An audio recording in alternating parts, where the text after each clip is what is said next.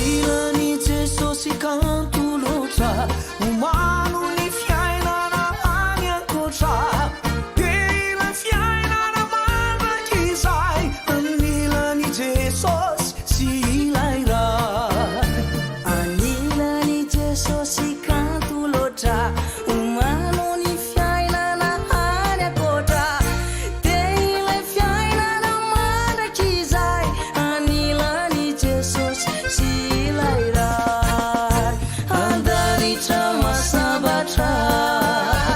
anilana andriamanitra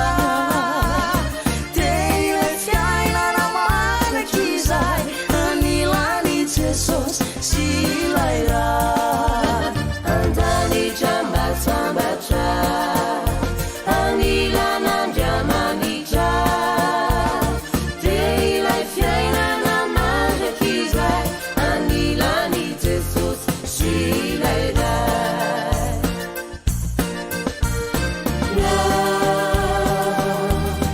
nyandanitra ny